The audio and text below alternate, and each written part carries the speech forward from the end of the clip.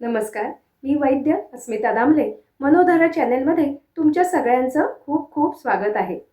आजच्या ह्या व्हिडिओमध्ये B12ची कमतरता कोणत्या व्यक्तींमध्ये निर्माण होते किंवा का निर्माण होते हे आपण बघणार आहोत. आयुर्वेदानुसार याची चिकित्सा कशी केली जाते हेही आपण ह्या व्हिडिओमध्ये बघणार आहोत. यासाठी शेवटपर्यंत हा व्हिडिओ जरूर बघा. तुम्ही चॅनेलला सबस्क्राईब केलं नसेल तर सबस्क्राईब जरूर करा आणि बेल आयकॉन दाबा, म्हणजे अशीच महत्त्वाची वेगवेगळ्या विषयांवरची माहिती तुमच्यापर्यंत लगेच पोहोचेल.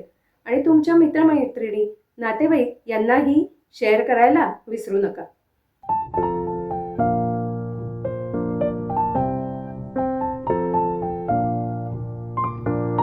B12 हे आपल्या शरीरातल्या अनेक महत्त्वाच्या घडामोडींसाठी आवश्यक असतं. आपल्या शरीरातल्या DNA रिपेअरसाठी, आपल्या लाल रक्तपेशी चांगल्या तयार व्हाव्यात यासाठी आणि आपली नर्वस सिस्टीमचं कार्य सुरळीत चालू राहावं यासाठी बी विटॅमिन आवश्यक असतं. याचप्रमाणे आपली जी एनर्जी आहे ती चांगली राहावी यासाठी सुद्धा B12ची खूप गरज असते. डेफिशियन्सी असण्याची मुख्य कारणे. B12ची डेफिशियन्सी निर्माण होण्याचं सगळ्यात महत्त्वाचं कारण म्हणजे तुम्ही अगदी पूर्ण सगळा व्हिटॅमिन्सने युक्त आहार घेत असलात किंवा आयुर्वेदानुसार अगदी षड्रसपूर्ण आहार जरी घेत असलात तरी त्याचं जर तुमच्या शरीरात व्यवस्थित पचन होत नसेल आणि त्यामुळे त्याचं शोषण होत नसेल तर तुम्हाला B12ची डेफिशियन्सी निर्माण होते. B12च्या कमतरतेचं दुसरं कारण म्हणजे अनेक वर्ष सतत एकच प्रकारचा आहार घेणं. विशेषतः जे लोक अनेक काळ वेगन डाएट घेतात अशांमध्ये B12ची डेफिशियन्सी दिसते. वेट लॉससाठी किंवा इतर काही कारणांसाठी काही ठराविक पद्धतीचाच आहार बरेच लोक घेतात. यामुळे सुद्धा त्यांच्यामध्ये B12ची डेफिशियन्सी दिसते. घेत असलेल्या आहाराचं योग्य पद्धतीने पचन आणि शोषण न होणं यामध्ये सध्याच्या काळातल्या लाईफस्टाईलचाही खूप मोठा रोल आहे. शाकाहारामध्ये B12 कशामध्ये असतं?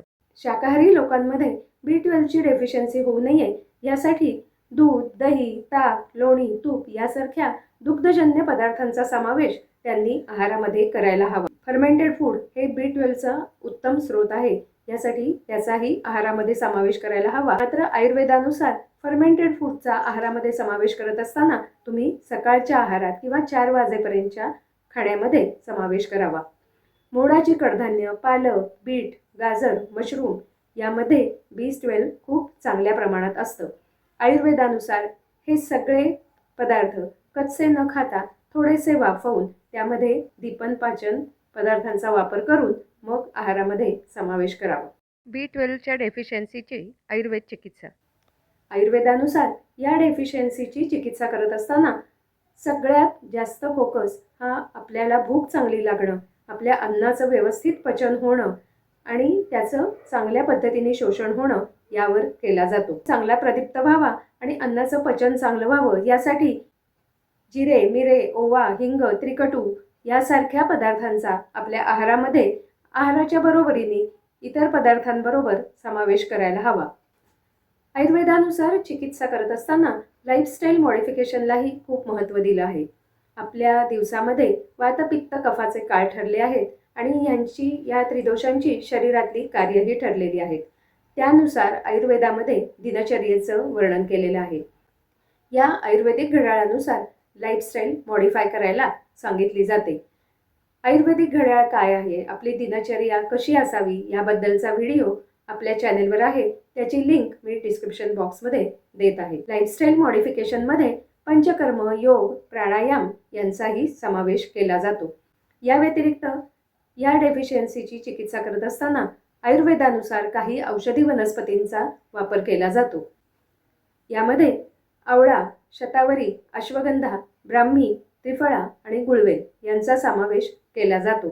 यातली शतावरी ही पौष्टिक असून आपल्या गट हेल्थसाठी खूप चांगली असते. अश्वगंधा ही आपल्या नर्वस सिस्टीमला ताकद द्यायला खूप चांगली वनस्पती आहे. तसंच B12च्या डेफिशियन्सीमध्ये निर्माण होणारा थकवा, अँझायटी, स्ट्रेस हे सगळं अश्वगंधामुळे कमी होतं. त्रिफळा हे नॅचरल डिटॉक्सिफायर आहे, त्याच्यामुळे आपल्या अन्नाचं पचन आणि शोषण खूप चांगल्या पद्धतीने होतं. गुळवेल, गुळची किंवा गिलोय यामुळे आपल्या यकृताची पचन करण्याची ताकद वाढते आणि आपली प्रतिकारशक्तीसुद्धा चांगली होते. आवळ्यामुळे आपण खात असलेल्या आहारातलं B12 आणि आयर्न यांचं शोषण खूप चांगल्या पद्धतीने होतं.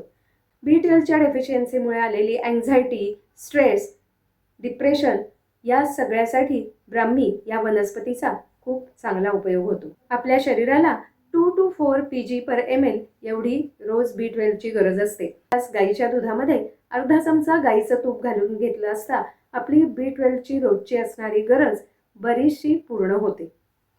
योग्य आहार, योग्य जीवनशैलीचा अवलंब करा. निरोगी रहा. फॉलो आयुर्वेद. स्टे हेल्दी.